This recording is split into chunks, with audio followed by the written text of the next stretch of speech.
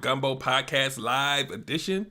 And I want you guys to give me about 30 seconds. It's going to take a little minute for notifications to come up and all that, but give me about 30 seconds. I want to make sure things are going everywhere. We're live on YouTube, Facebook, and Periscope. And I heard Periscope is going to be leaving next year early, so we're going to flip over to just straight Twitter. So I'll make those adjustments. So you'll have Twitter, Facebook, and YouTube instead of Periscope. So give me 30 seconds. I'll be right back, and we're going to get started. Okay, everybody wants good love, that's true, I know. Derrick Jones about to break it down with the relationship gumbo. Welcome to the podcast. Ain't no doubt we all need this, ayy, cause better relationships need better ingredients, ayy. So if you want better relations, it's about communication, finding love, staying together. We all wanna make it better, yeah. Derrick Jones, the host, your relationship coach. Thank you all for tuning in. Relationship gumbo, ayy. All right, welcome everybody. Welcome new people. Welcome replay viewers, and we're gonna have a pretty nice, decent conversation tonight with our special guest. We're gonna talk about stress, right? A lot of us deal with it, but we don't really acknowledge it a lot of times. We just kind of have these coping mechanisms, and we do what we need to do to try to get over it. But we're gonna really talk about it tonight, and my guest is going to help me with that. So, if you are new to the show, what I normally do, because this is also an audio podcast, is that I will pause for 3 seconds, start the podcast, and then at the end of the podcast, I'll pause for 3 more seconds. And if we have anything to talk about afterwards, cool. But normally when I have a guest, these things run a little long. So get all your questions and your comments in as we go. So without further ado, we're going to get right into it. Stand by. And welcome to another episode of the Relationship Gumbo Podcast. My name is Derrick Jones, and I am your host. I am a certified life coach, an engineer, a strategist, and a mental health advocate. And I have a very, very, very special guest tonight. We're going to talk about, the title of the show is, what is your relationship with stress? We always talk about stress, but some of us have a unique relationship with it, and we have different ways that we cope with it. And some of those ways are kind of toxic. Some of those ways, are things we're supposed to do, but we're going to talk about what it really looks like in everyday life and how it feels and all of these things that we kind of brush under the rug sometimes. So my guest tonight is not only my friend, he's a friend to the show, a supporter of the show. He's been on here several times to talk about similar topics because we still go through these things. But tonight we're going to focus on stress, and I'm going to let him introduce himself because he can do it way better than I can. He has a lot of stuff going on, so we can talk about that too. But we're going to get him up here, so stand by. Mr. Andre St. Clair, welcome to the show, sir. Derrick, what's going on, brother? How you feeling? I'm good. So let everybody know who you are and what you do, and then we're going to get right into it. Sure. My name is Andre St. Clair, man of many things. I am a media consultant. I have a company by the name of ADST Media, which is a multimedia entertainment company, which represents many up-and-coming and also established artists in Washington, D.C., Maryland area, or as we say, the DMV. And I'm also a music producer as well. And a little birdie on the street told me you got a really hot song that's trending right now, and a video to go along with it. We can get into that later, but congratulations on that in advance. Thank you. I appreciate it. Yes, I have a song out right now. It's called Good Lord 2. It's part 2 to the first version of that song. It's doing really well right now. I'm really excited. It's getting a lot of good press as well. We have, believe it or not, I don't know if I told you, we have over 50 feature write-ups so far. So That's amazing. It's doing really good. It's doing really good. And that's we're a week and a half. It came out last Monday, so it's doing really good. Right. Cool. We're gonna talk a little bit about that on the bottom part of the show, but No we problem. really gonna get into this stress thing. Yeah. Because I know, just talking to you as a friend and just things that I go through myself, we both have a very serious relationship with it, and we kind of talk about it sometimes. But what I wanted to talk about first, because we're gonna kind of establish like what that really looks like. Because this is what I want for people that are listening. This is what I wanted to accomplish with this show. I did not want it to feel like I didn't want it to feel cold. I didn't want it to feel like, I'm teaching you something, even though you're going to probably learn some things tonight. I wanted you to have a real person that's dealing with real problems so that you can connect with how this flows, so that you can take that back with you and say, you know what? I may be dealing with that and just didn't know what to call it. So my first question is stress. When did you realize, like at what point in your life did you realize that it was like a serious thing? Or was it continual for you? The first time I had a anxiety attack, I was working for Care First Blue Cross Blue Shield. I was working in customer service on the phones, and I just felt like I was about to die. I didn't know what was going on. And so they rushed me to the hospital, and that's when I found out, oh, you're having a anxiety attack. And I was what, 22 maybe or something like that. Wow. Like what's an anxiety attack? But what I didn't know at that time is because of it being a customer service environment and focusing on turnaround times and metrics, I was stressed from that, but I didn't recognize it. So that was like the first time. But fast forward it, and so we're talking about maybe 2001, 2002. So fast forwarding it to 2014, I had just got the house that I stay at now. Just purchased a new car, family dynamic going on, and daughter coming back home, and being in the household, so full household. And then there were a lot of, stressors from that. And, one night, I had I don't know how I had it, but I had a pressure gauge. I think my mother gave it to me. My pressure was like 181 over like 120. So it was like, we need to call the ambulance. Right. So I'm in the ambulance, and they shot me. I don't know if you ever.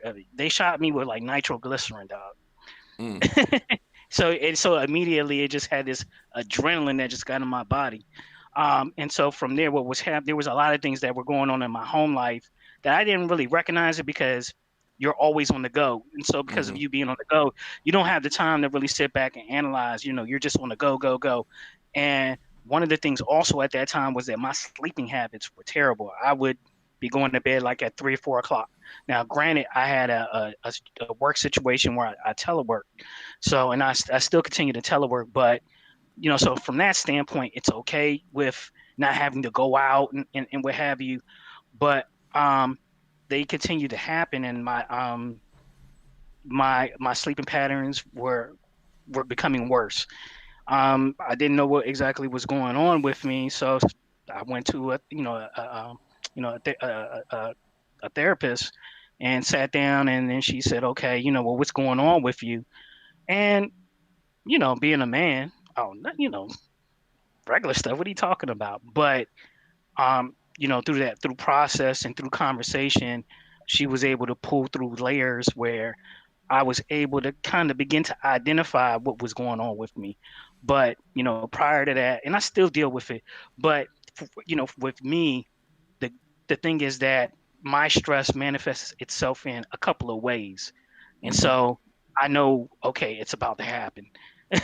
Right. So, hold on. So right I'm gonna stop there. I want to rewind a little bit because I heard you say a couple of things. First, I'm gonna tell. First, for me personally, I think I probably noticed it way later on in life because I was kind of like a unicorn. Like I was like the person who had.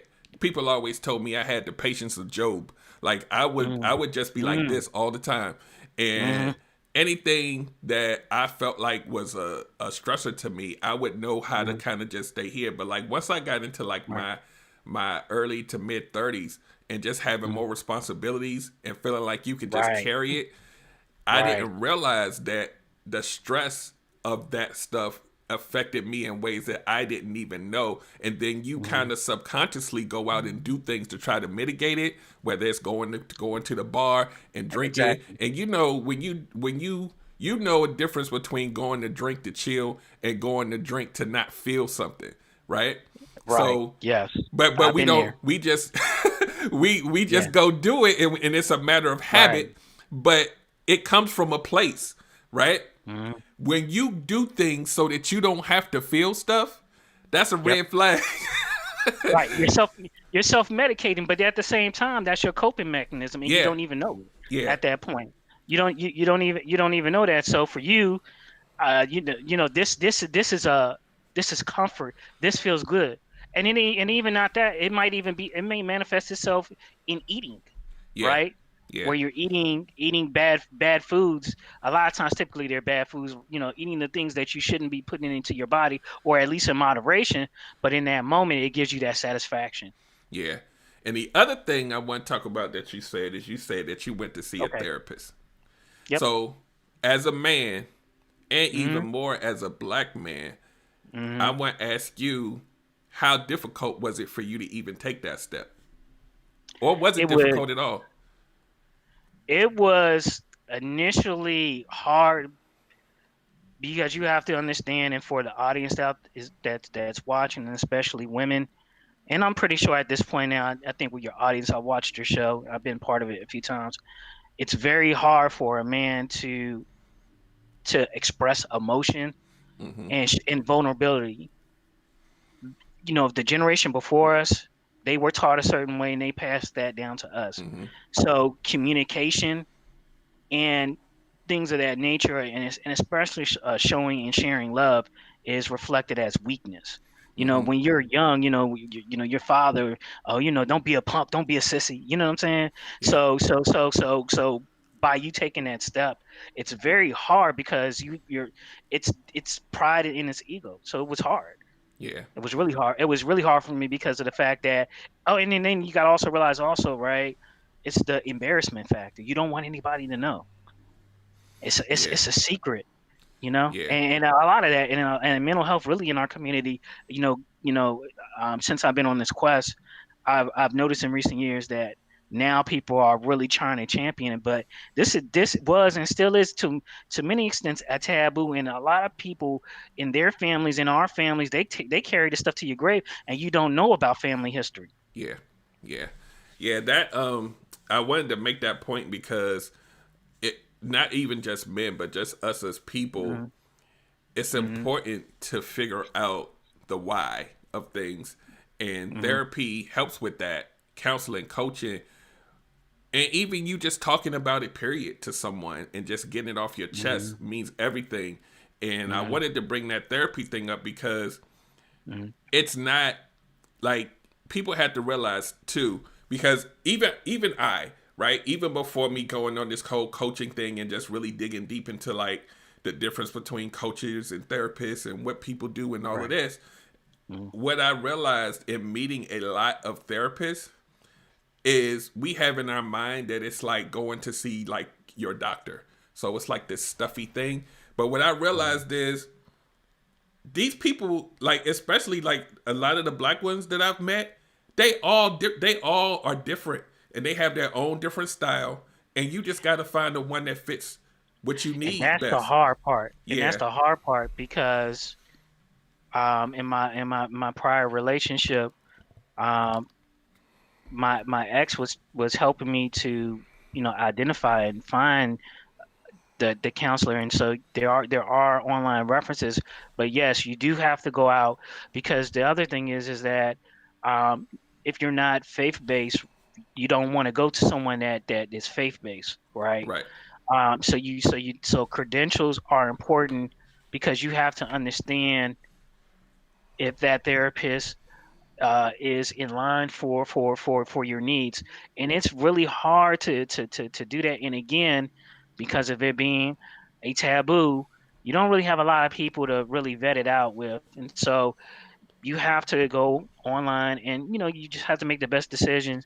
I would say my first therapist was great. My second therapist was not so great, you know, Right. and that's just And a that's learning lesson. yeah, and that's a part of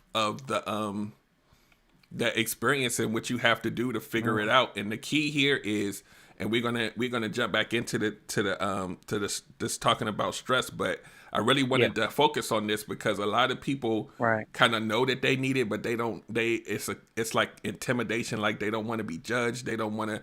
But my whole right, point with this is right.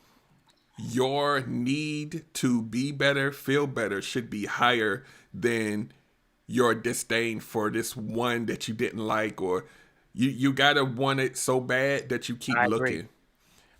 I agree. Yeah. So the next thing I wanted to talk about was for you Hmm. and you having the anxiety attacks and dealing with stress and going to see the Hmm. therapist. Hmm. What were some of your personal coping mechanisms that you used, whether it was something that you were told to do, as a means of therapy, or what you did before you even realized that it was a thing, like not knowing that it was stress, but some of the behaviors that you had that kind of led into you saying, whoa, I'm doing this because I'm stressed. Stop. Number one, everything that you're doing, take time to identify that. So allow yourself that moment in time to meditate, or even if it's not, if you don't meditate, at least to clear your mind and identify how you feel. If you do not feel how you normally feel, in the sense of, hey, I feel good. I mean, there's something wrong. So that's number one. Um, then it's okay. What's going on? What is happening right now? Because I've gone through it. What's going on right now that's making you feel this way? Are you anxious? Are you nervous? Are you stressed? Are you scared? What's going on? And so at that point, I'm trying to identify what it is. And I'll be honest with you, there have been times where I thought like that it was one thing and it was something totally different. Mm-hmm. So you have to go through that process, but you have to allow yourself that grace. Now, the other thing that works for me is that, there's always, of course, the counting backwards, Mm-hmm. from 10 to 1, to kind of, to calm yourself down. That helped. I don't know if you ever heard of the tapping method. Have you heard of that? Mm-hmm. Mm-hmm. So, and it's becoming popular. My mom actually really put me on to the tapping method, and it's very simple, but that helps as well. The other thing that I was given from a therapist was a methodology in how to process what's going on and how to move forward with that decision chart, if you would say, or flow chart that would allow myself to calm down.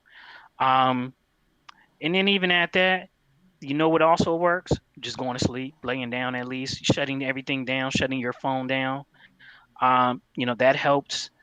Oddly enough, I think just allowing yourself that time. So, and then there's also apps, believe it or not, that are out Mm-hmm. now, that they have that help you as well. I do have a couple of apps, and I forget their names 'cause I haven't had the need to use them in a while.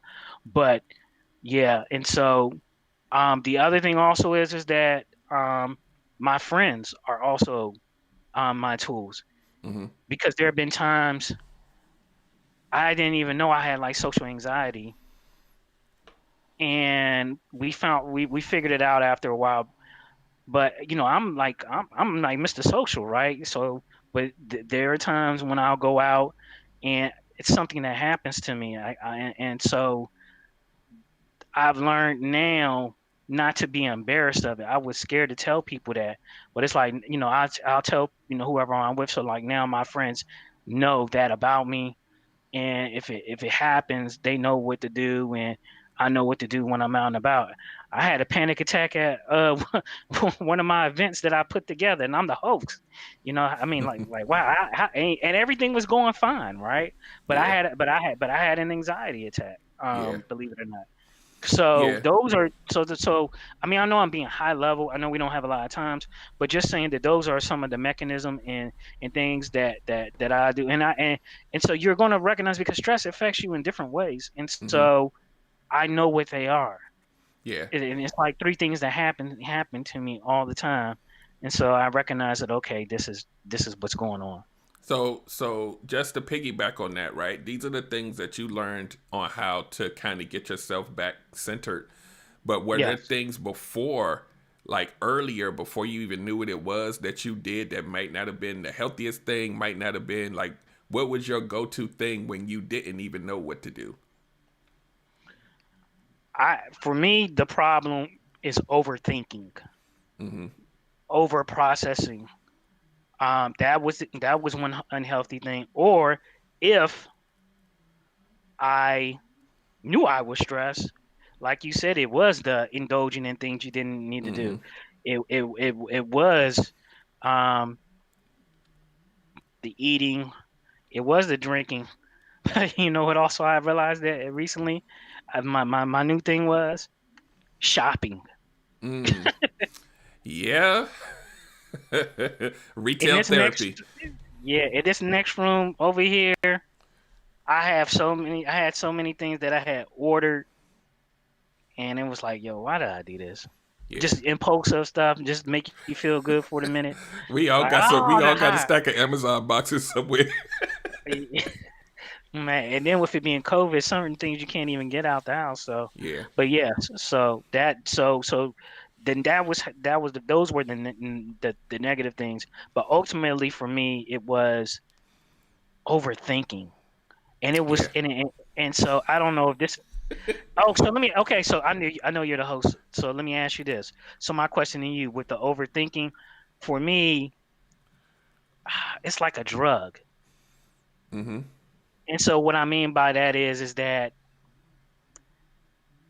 for whatever reason, you I don't know if it's like I'm driving myself crazy, or I don't know if it's like I like the comfort, but it's like I keep playing it over and over, or whatever it is in my mind, and it's Mm-hmm. like you don't want to give up to whatever Yeah. is churning in, and so now that is causing Yeah. pressure Yeah. and all of that, where you might have a heart attack and stroke out, and you just can't release it and let it go. Yeah. So it plays like a broken record in your head, Yeah. I'm the so to poster speak. child for that. So okay, so you go okay, so it's not just me. No, it's I not never asked because you that. here's the thing. Okay, Here's the thing I okay, I wanted thought it was just me. to touch on. No, it's not just you. It's probably a whole bunch of people watching right now that go through that. Mm, But a lot of times when people think about stress, they think mhm. about external things. But Yeah. there's a bunch of things that we do to ourselves that cause our own self stress and overthinking.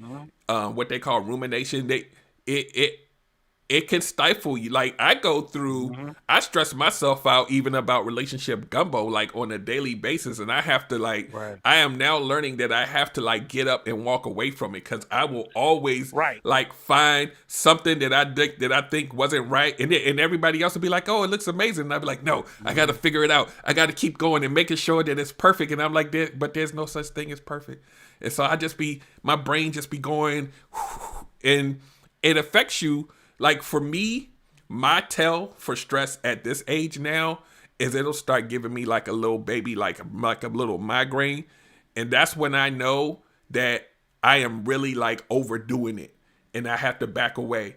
And I also have like in certain situations I also deal with anxiety too, but I can kind of manage that because most of my anxiety comes from external stuff. So as long as I can kind of Mhm. keep my peace of mind, I don't really Yeah. have to deal with that. But when I do, Mhm. my little forearms will start tingling, and Mhm. I know automatically what that is now. But before, I like, and this is what I want to also segue into, because there's a Mhm. couple of things that I want to talk about. But I also want to talk about like, so the stress that we put on ourselves. Let's take a pause and just I'm talk going about through this. that right now. So so so this is what I want to talk about because we're in this era now where not only is it like and we're going to talk about COVID after this, because COVID is a whole nother level when we talk about stress. But we're in this era now where, people deal with regular stress with work and all this stuff. But now we're in this era where the sexy thing is to be an entrepreneur and go, go, go, hustle, team no sleep, go, go, go, just keep going 7 days a week. And people don't realize what that does to you mentally, and because everything that happens up here affects everything down here. When you going that hard every day, I know we feel like we can do. Oh, if we keep going, we gonna end up being a billionaire. Everybody's not gonna be a billionaire. Number one, number two. Damn that. I know it's some nights where I don't get a lot of sleep, but my body will take it at some point. Like you can't get away from it. Stop fighting that. Let me tell you. And this is pretty much the anniversary of it. Last year at this time, we did a major press run with a release. Shout out to Priest the Nomad. We had dropped the Manhood album project was coming out. We had on a Wednesday we had an album release. That Thursday, the next day we got invited to a invite only event with Uber Eats. It was, and that was that Thursday. Then that Saturday, we were invited to an art gallery, and we're all doing we were doing all of this stuff, just and and then Friday was also an event at the Kennedy Center. So I was moving for those 4 days. I was sick for like 2 weeks. My body was just like exhausted. I was suffering from exhaustion. Yeah. Because I just kept going, and so a lot of times with what I do, things are time sensitive. Like I'm like right now, I'm plugging this song, and I'm constantly like moving. Like I'm supposed to be, honestly, I don't think the weather's good out here now. I'm supposed to be doing a photo shoot after this. Right. I gotta go to Georgetown, so it's still moving. But what I realized is, no, like you have to learn your body, but also learn as far as with rest, and you're gonna have to sometimes say no. And I know I mentioned this to you, and I don't know if you've done it, but time management and setting time for specific things, unfortunately, it doesn't happen that way. But if you at least know that at these times that this is what I should do, then okay. But don't beat give yourself, give yourself that grace where you're not beating yourself up if you don't abide to it.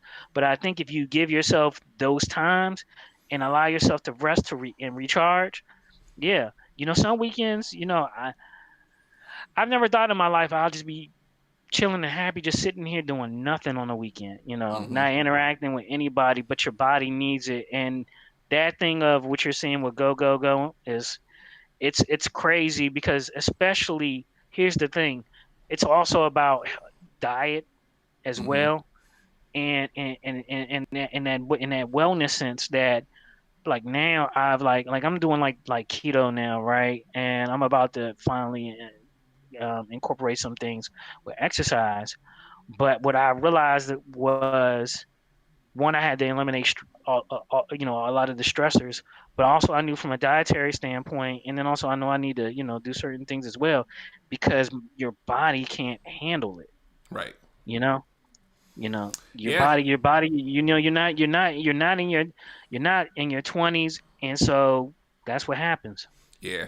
I spent a lot of my life in my younger years knowing that if I realized something was a stressor, that I could walk away from it. But then when you become a grown up and you have like responsibility and you have kids, there's certain things you can't walk away from, and then you got to figure out how to manage it. And it's not easy to do, but you owe it to yourself to figure out, like, listening to my body is numero uno now. Like, if anything don't feel right, it's time to stop. Like I like we talked about overthinking. I'll be sitting in front of this thing all night, and then at some point, like I always have to say, it's like I gotta force myself to go sit down and lay down and get away from this. But my brain is always like, people that's on here, y'all know this thing be like this all day. It's But like you're at the creative. yeah, and that's the thing. Like when you're creative and when you want to put out the best product possible, you're always asking people, "Is this? You think this is cool? You think this is cool? Okay, cool. Let me go back and boom, boom, boom." Next thing you know, hours that went by, and like I said before, your body will tell you if your body's tired, it's gonna pass out on you at the most inopportune moment, and you're gonna be like, why the hell do I feel like this? Dang, I'm gonna sat down and took a nap for 30 minutes and it ended up being 3 hours. That's when you Yeah. know that you gotta chill. And you're going to continue to go through the same thing until you make the changes. And so I say all this to say that with the campaign that I'm doing now, so again, speaking as far as my musical realm, I worked other artist projects, but it's also different when you're the artist because you have to do more. So I'm working both sides of the table. But the one thing that I would say this time, Derek, is that mentally going into it, I was better prepared. And then also from a diet standpoint, and being able to set up certain things, I would say that in incorporating and recognizing those things, this has been like it's still a degree of stress with certain things, but this from a sense of how my body feels, going to bed at night and what have you. I think that incorporating structure, understanding what you're doing ahead of time, and because we're so much on the go, I learned from those lessons using those methodologies that therapist, um, explained to me as far as thought process and how to arrive at what I need to do for myself to manage my stress. Right. And the other thing too, before we go into the next piece, which is a very Mhm. timely and serious piece, but this the importance of, especially when you're trying to run a business or you're just on the go, the importance of, especially now that we're in the internet age and we have Yeah. access to apps and all these other things. Swipe up, swipe down society. Two things.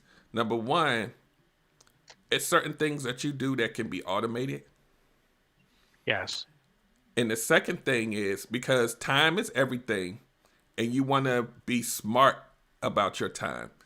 The Yes. second thing is collaborating with people to Yes. help do some of those things that you may not be able to do. Like the barter system is everything. Yeah. Yeah. If you, if you can collaborate with people that can do the things that it may be a little menial thing or maybe a talent that you don't have, stop killing yourself trying to make yourself become a graphic designer when that's not even in your DNA. Like we got these little apps and these templates and stuff, but what if you spent 4 hours trying to make one post trying to make it look good when you could have been like, boom, hey, so and so, you do graphics, well, I do this over here, can we do an even exchange so I can get this done so I can detach? Like that right there in itself, like this is the thing we get away, like networking, meeting people, collaborating, taking some of that load off of your shoulders. We see these people like Diddy. He didn't do it alone. You may see him in front of the camera all the time, but nobody that's successful can do it by themselves. And that's why there's a lot of people on here right now. We may not necessarily be buddies, but I keep those connections fresh. And I'll be like, are you good? Because one day, if they need me or I need them, it's not like I'm coming out the blue like, yeah, so I'm gonna need you to go look at this video so you can get this, buy this product or do whatever. We have to keep those connections together. And like I said on one of the lives I did, I'm like, unless you got some serious beef or somebody did something to your family, let's meet each other and let's say hi. You know what I'm saying? Because you never know. And the talent that we have in our community is amazing, but nobody knows about it. And I say all of that to say, when you have a network of people that you can pull from and share ideas, then the stress level goes down because you can call somebody up to help you with that and vice versa. And then you can kind of breathe. Because you and I both know when you put all that stuff on your shoulders, it literally can kill you if you're just doing it all by yourself. Right. So to speak about that, three things. And so touching on business wise, but it's in the sense of to be able to help with your stress. Mm-hmm. And that is when you're talking about stress and what you're doing with your business, the thing is scalability. And so for those that don't understand what scalability is, you want to be able to develop a process that allows you to be able, number one, to grow, but also to minimize your involvement.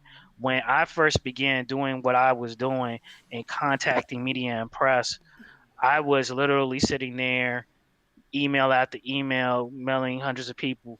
And I found various applications and tools that helped me structure a 3 hour process to like maybe an hour, right? Mm-hmm.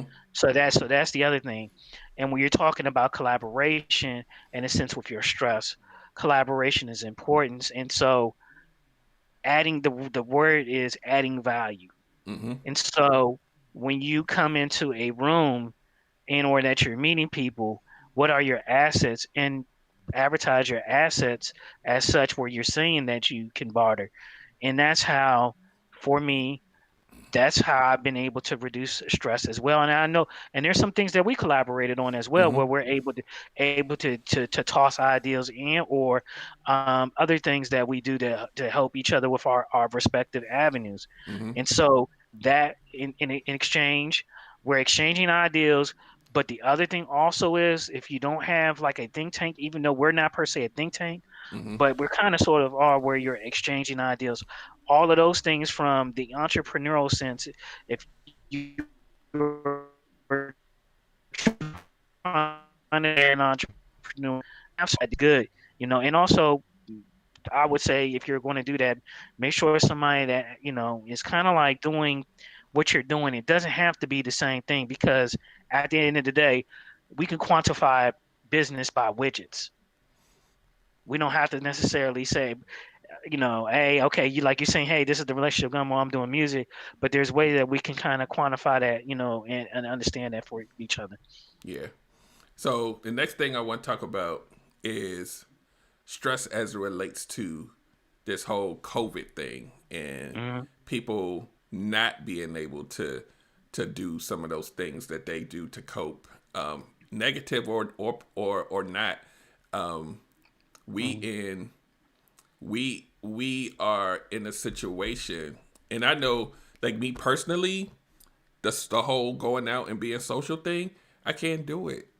And that was kind of one of my things that I did to kind of get my mind off of things. I can't do it. So now, like, I think a lot of people have a lot more things that they can't necessarily purge. And so, like, even with, like, now we're talking about people losing jobs and people dealing with grief and death and people dealing with kids at home that's normally not home every day doing home, doing all of this stuff.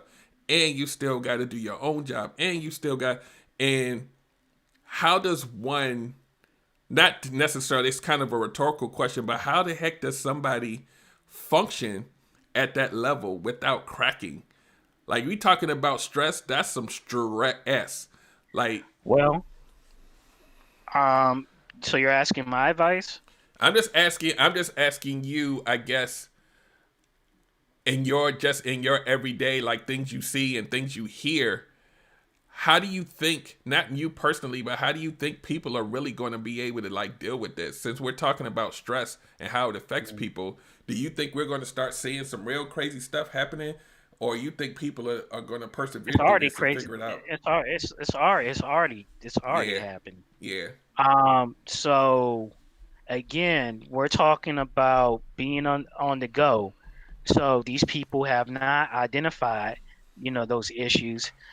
You're talking to someone that is used to a specific way of life or lifestyle that was just cut away from them. And so for the first time for many human beings, I have no control over my life and how I do different things. So some of us are blessed to be able to take that time to, again, it's the same thing with identifying and taking a step back. And so that's what it will help you in the sense of being able to identify that, but at the same time, everyone isn't built the same way. Right. So unfortunately, the same things that we talked about, for example, with coping mechanisms, with the drinking, we can get into, drugs or whatever. So again, all of those different things are now in play. Yep. So so um, now, if we're talking, and I know because we've kind of pretty much adjusted to this new normal, right? So hopefully we're at the tail end of it, but you have to then look at it and say, okay, what can I do? And so it's redefining your lifestyle and setting it up in a way that you can be okay with um, your normal life. You're gonna have, you make adjustments. So like for me, I was still able to go out and do things in moderation, and with safety. And as far as with, I mean, you seen the popularity with the Zooms and what's that, house party. So Yeah. people were finding various ways to, from that sense, be social. Is it the same? No, but you know what? I've seen people very, uh, I would say very, a lot of ingenuity where they would have like trunk parties, and they were 6 feet apart in their vehicles in the trunk, and they would just had a circle, and they were being social drinking, Mm-hmm. but away from each other. So sometimes you have to be creative in that sense, and so hopefully that's what people have done. But there are certain people that, unfortunately, they're not built for it. They're not trying to understand, they're not trying to cope. And so that's when, the pitfall comes in. And then you also have to look at it from the employment standpoint. If And that's something else, right? If you lose your job, and I understand that, being unemployed for 7 months, that then at that point, it's a different mode of thinking. It's survival at that point, and so that's something totally different. We could talk. I don't know Oh, if I could talk about that, but so yeah. let's touch on it a little bit. It says that Okay. there's one avenue of that Mm, that I want to touch on because it's very serious. Like people who are losing their jobs and who are not able to financially mhm. like provide, Yeah, it affects everybody who's dealing with it. But I want it to does. take a couple minutes to talk about how men deal with this whole money thing and not being able to provide for their families and how that affects a lot more than what we think. And because we are the ones that don't The share how we breadwinner. feel, we're the Hmm. breadwinner. A lot of times, well, in 2020, the Yeah, women are doing the damn. But yeah. being a But you know what I mean. yeah, yeah, I'm thinking traditional roles. So for the women, I'm not trying to be offensive, but I'm just thinking about what the man that's why I had and to the throw that. man. I had to throw Yeah. that in there. So no, I'm not trying to offend anybody, but traditionally, the man, and if you have a good man, his mode is, I am, the head of the household, or rather, that I provide, and I want to ensure that my family is okay. So, that they don't have to worry. So, yes, it's a big psychological thing that affects um, a man, because it's like you've stripped him of his power, his title, and his ability, and he feels weak. And then, like you're saying, if you're not working, oh, that's something else. And days go by, you're trying your best um, to look. You're looking at, depending on, your field. There may be jobs, there may not be jobs. Right. Then there's the whole thing of, am I underqualified, am I overqualified? There and then here's the hardest thing as a man, because I had to do it, and I'm not ashamed to say this to the audience, because I had to do it. But, well, actually, a couple of things. One, going to social services to get food stamps. You know what I'm saying? I had somebody that was in the same situation to me that refused to do it because of their pride. I don't want to go down there. I don't want those people to see me, but I needed the help. So what Mm-hmm. am I going to do? Am I going to starve? Or rather, I would. I mean, I had income coming in, but still, I needed help. And then also by going down there, I discovered other services. That's pride. And you know Yeah. what I'm saying? For some people, that's hard. And then also as a man, do you know how hard it was for me to ask my friends or my Oh, I family, know. hey, hey, can you help me? You Yeah. see what I'm saying? That and Yeah. so as a man, that breaks your spirit Yeah. because it's like you're going against your fundamentals, and then also it's about how we project the deadbeat. And so, hey, how'd you lose your job? Did you get fired? You know what I'm saying?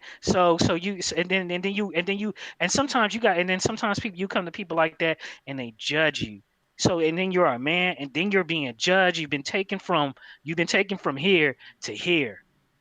Mm-hmm. That psychologically breaks you down. It makes you want to cry and you will cry.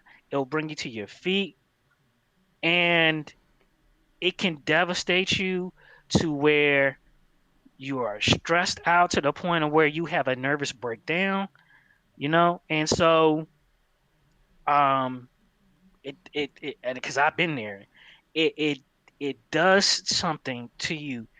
And so but you always have to have faith, faith, belief in God, have your plan, and you just have to keep going, but allow yourself to let it out. It's okay because you're a human being. You're not, you know what I'm saying? Yeah. We're not God.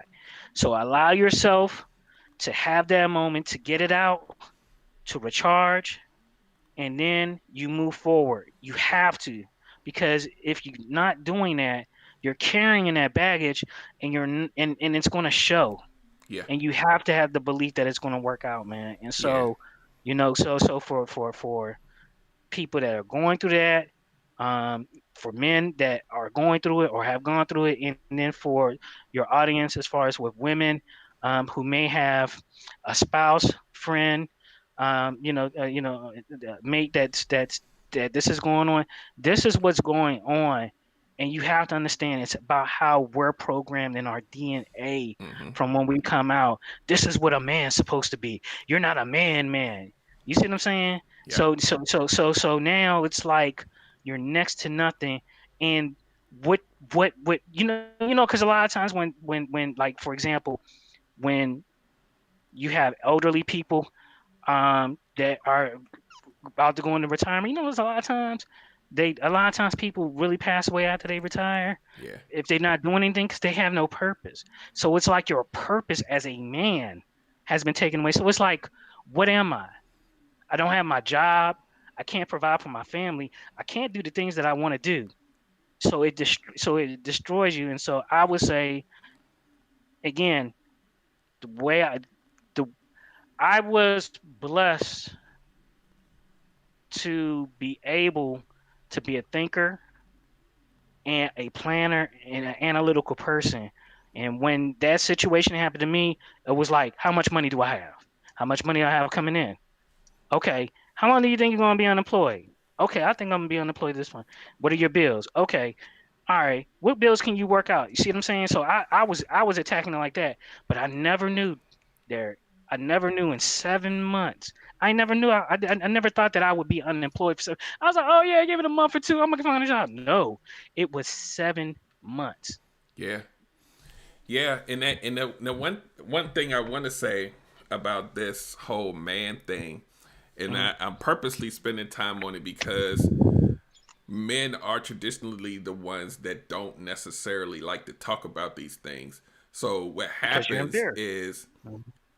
when everything that Dre just said, imagine having to keep that in. It's Mhm. like a pressure cooker.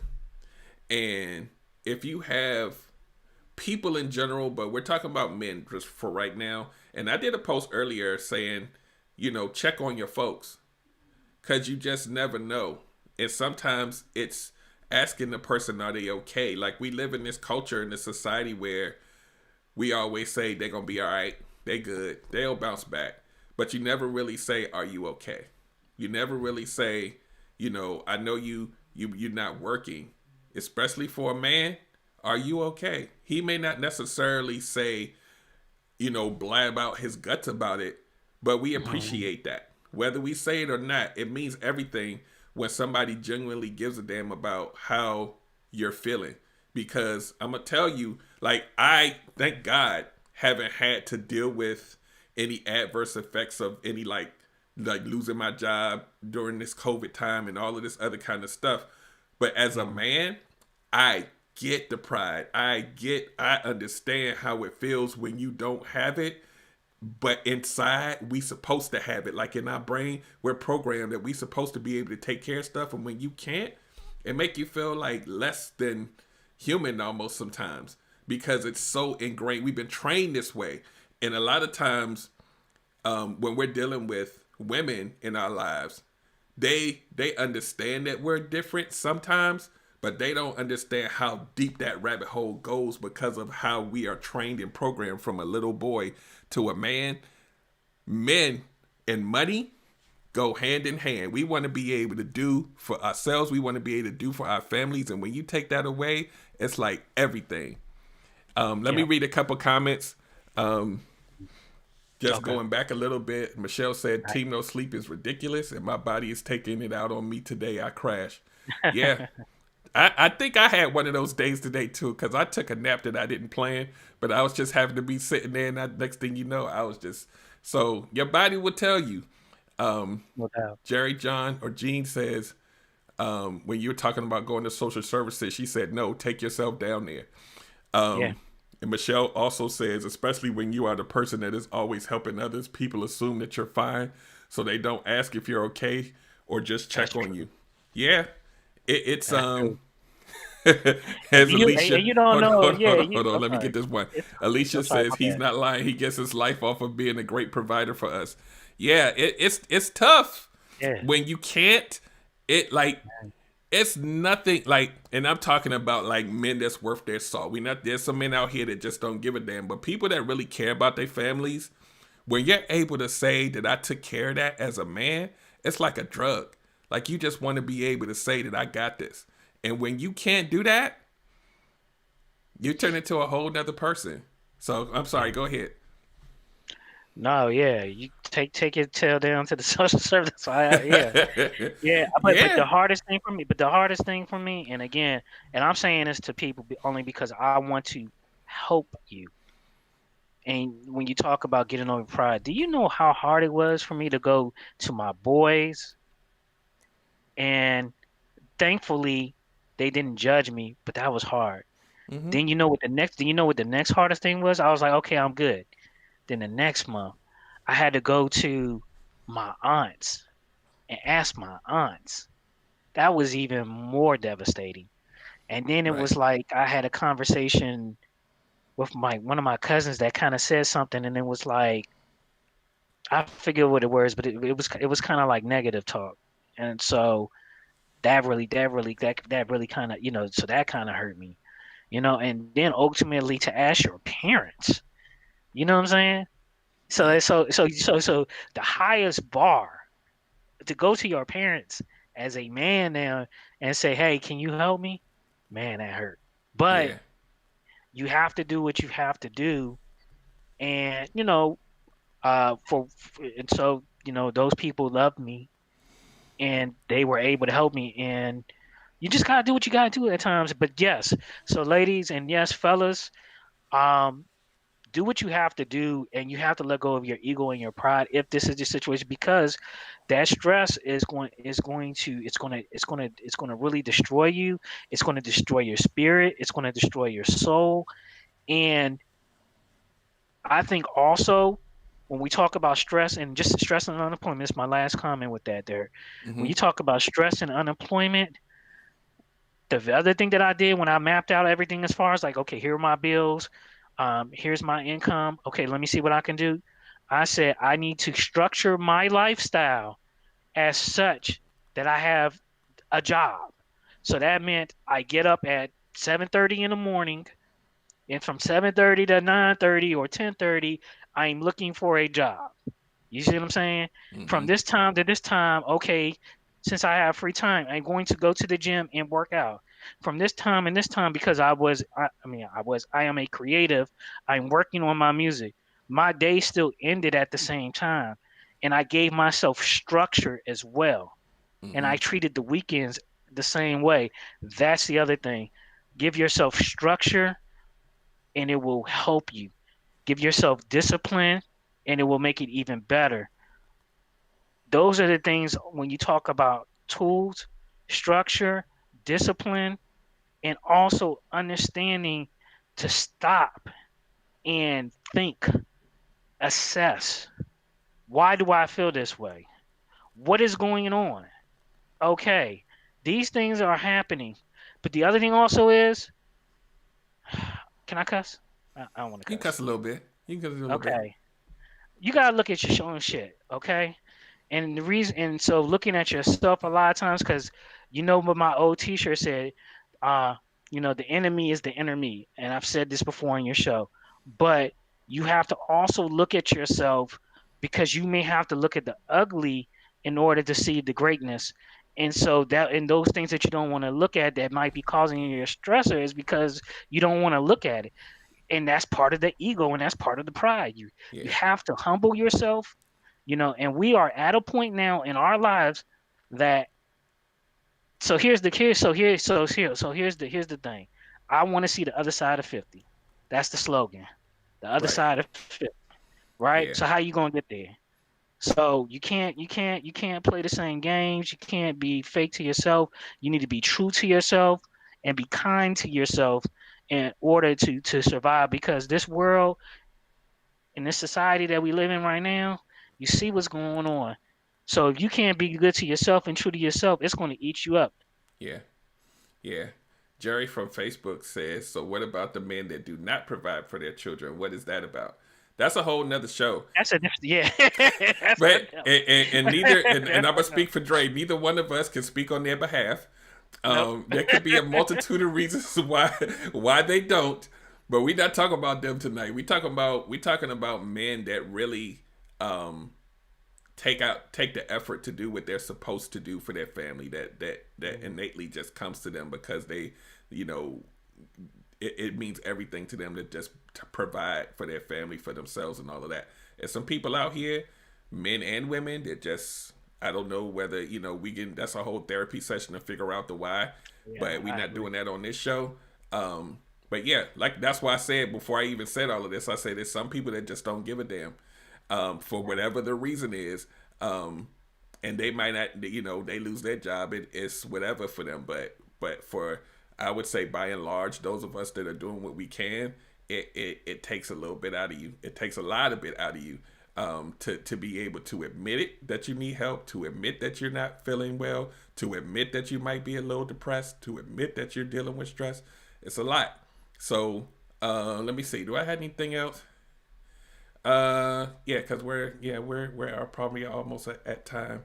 Um, well, the one other thing, maybe we can touch on it for a couple minutes. Have you ever had stress or anxiety or anything that you've been dealing with in that area that affected how you treated other people? Yes.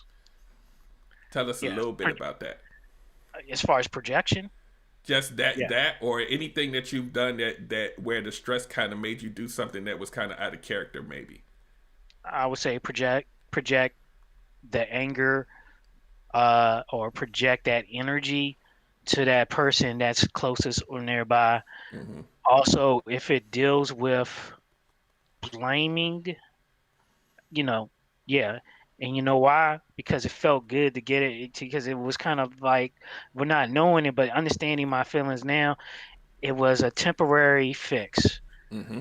where, or band-aid. And so you thinking like, okay, if I do this, it's gonna, you thinking you may feel good in a moment, and then once you do it, you feel terrible. Yeah. And some things you just can't get back. So Yeah. yes, that's what. So with me, with others, in the past, as far as being immature, or not even sometimes even immature, not understanding who I am as a human being and taking the time to get to know me, what I did was I just projected it to those close to me. Yeah, and that happens way more than probably we would like to think, because you have to think about it like this. When you're talking about stress and anxiety, it affects your mood. It affects, like we were just saying about how you treat people, and you can be snappy with the people. You can blame them Hmm. for things that that so that if you project it out, to Dre's point, when you project that out to someone or you blame them for it, then you selfishly try to absolve yourself of it. But it really never goes away until you figure out on your own how to manage and cope with it. Passing blame is a temporary fix, but how you may have treated that person is going to last more than a moment, because now you've affected them in a negative way, and they're not going to forget that. So it's a lot, and that's why it's important, as we wrap this up. It's important to understand what stress, what anxiety really looks like, and if you're not sure, you may need to go talk to somebody about it and figure out, like, why am I behaving this way? Why is my body reacting this way? Listen to your body, because if you don't get a hold on it, it could literally take you out. Like, we talking about stress here. We're not talking about a cough or some sniffles. We talking about stress. It affects the blood pressure and the heart and all these other things that could take you right on out of here. And that's why, for me, as soon as I even feel a little anything, I'm like, you got it. Like, somebody may be coming at me, and I'll be like, you know what, you got it. Like, you got it. Like, I'm gonna go over here because I need to maintain my peace of mind. I'm gonna go ahead and let you do like the dude did on Boys in the Hood. You just gonna be swinging at the air, because I'm not gonna indulge in something that's gonna take me out of here. I can't do that. That's why. I mean, I know I'm probably like one of the many unicorns on the planet, but that's why people can never really say that they watched me be like rage mad, like her, like that. Like, I can't allow myself to go. Like, I've been pissed off, but I can't. I can't allow myself to go there, because I know what it will do to me physically. So I try my best to try to, maintain that kind of force field around me as best as I can. It's not easy, but if I don't do that, for me, that like, for me, that stress, it triggers migraines for me, and it kind of makes my body feel different. And I'm like, I'm not going to let you do that to me. So I'm gonna go ahead and let you finish, yelling. And I know you deal with some things and along your travels or whatever, and people may be doing things that may piss you off and that kind of stuff. And you got to manage how you deal with that, because you carry it with you. We don't realize it, but we carry it, and it can go for days and days and days. And we got to really realize that ultimately we are in control of how we deal with these things. It's not easy, especially when you're dealing with people that really don't give a damn about you, and you just trying to do what you're supposed to do, and it affects you. But we have to be in control of that in order for us to function, because we're responsible for stuff. Like, we're not little kids anymore. We got things to lose. Yeah, but the other thing you're talking about in that sense, it's also sometimes you're gonna have to do the uncomfortable thing, which is, go to your stressor and face your stress. That's true too. Sometimes That's true. and sometimes there's no way around it. But once you do it, hey, you feel better, and you go in it with the tools that you have to handle it as best. But at the end of the day, is it going to be, you, or that, or you know what I'm saying, or is it going to be, something that's affecting you adversely? So yeah. So on that note, we're gonna spend like 2-3 minutes just talking about the stuff that you got going on. We did it a little bit at the beginning, but we can repeat some things. But let people know what you got going on. Let me flip you solo, and I'm gonna put the websites up for you real quick here. Oh, I appreciate so it. You can speak to it. Okay, awesome. All right. Again, for those that's tuning in, okay, my name is there. So I have two websites. One is ADST Music. That's actually where my music and all my productions are at.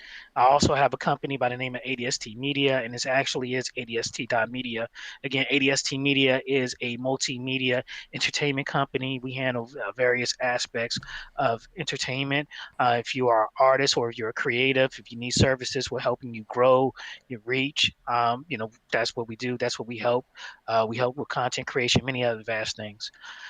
Also, right now, I have a single that I've released and an exciting video. The name of the song is called Good Lord 2. It's a part 2 of a song I did before with Priest the Nomad, Let the Dirt Say Amen, and Killer Cow of Rare Essence. If you're from the Washington D.C. area, that's Killer Cow from Rare Essence. One of the dopest go-go bands in the city. So, the visual. For the audience, I really would like for you to go check out the visual. It's actually kind of in line to some of the things we're talking about with messaging, and so the video kind of is that it really is just showing different things as far as how we're triggered in things that we don't see, that we're not cognizant of our world. So if you heard of John Carpenter, or if you're a sci-fi fan, there was a movie called They Live, and so I wanted to recreate some of the concept of that in video form. And so that's what that video is. So if you can, go out to YouTube, look me up, ADST Music, Good Lord 2. I appreciate it. And hey, if you can, go to my website and buy the single if you like it. And just for clarification, people, it's Good Lord, LAWD. Oh yeah, thank you. I appreciate that. Yeah. Jesus, yeah. Good, like how you, good how you normally spell it, but Lord, good Lord. Good Lord 2. You can Good YouTube Lord it. 2. You can go to his website, buy the single. It's an amazing video. And just like I had to watch it a few times because there's some things in there that you got to catch. But the movie that he was talking about from the 80s, it's really just loosely based on being able to see kind of the things that are put in place to kind of trick us, like money. And the movie was basically based on them being able to put on a pair of sunglasses and then see all of the stuff that was really happening underneath the veil. And he really took time out to really play that up in the video. So make sure you check that out. Go to his website, go to YouTube, look up Good Lord 2, and just kind of sit back and watch that. It's amazing. If you're a hip hop lover, you really gonna love it. I don't care what era you came from, you're gonna love it. If you like lyrics, if you like the wordplay and the visuals, you put all that together, it's a really great piece of art. And a lot of times people will be the artist. Sometimes people will be the producer, but Dre, just because I know him, he was the one who came up with the whole concept of it and everything. And that speaks to his creativity and his talent to be able to come up with the whole concept for a music video when that's not even really his claim to fame. But he went ahead and took a shot at it and it came out amazing. So that's my little shameless plug. Yeah, look, checks in the mail, bro. Checks in the mail. So on that note, we're going to get out of here. And we will conclude the podcast portion as usual. You can go to relationshipgumbo.info to get all the goodies that I have. We have apparel, 101 coaching, and I also have a brand new coaching service, which ultimately looks like group coaching in its own app, where we go and we do sessions every week live. You can do live Q&A where you can talk about and ask questions on whatever you want, relationship, dating, marriage. You get to talk about that in a group setting, and you get access to me, and you can get all of the nuggets and the tools that you need to be able to kind of get those things that bother you answered. The little things. If you want the big things, you're gonna have to go to the one-on-one session. But all those little questions you have, we can get that done in a group setting, and it feels like community. It feels like family, and we do that every week. So you go in there and pay a nominal fee. So on that note, we're going to get out of here, and that concludes the podcast portion. Everybody, same time, same place next week, 8 p.m. every Wednesday, Eastern Standard Time, and we will see you next week. Have a great day. Peace. All right, we are done with the podcast portion. Thank you, everybody who tuned in. I appreciate you, and we will, like I said, we'll see you again next week. And you guys have an amazing evening and the rest of your week. And please, please stay safe out there. And like we said on the show, check on your folks, check on your strong friends and family, and make sure that everybody's good, and do what you can to help, because this is a time where people need it the most. So let me make sure I didn't miss any comments. Michelle says, great show. So we're going to get out of here, and we will talk to you guys later. Have a great day. Take care, everyone.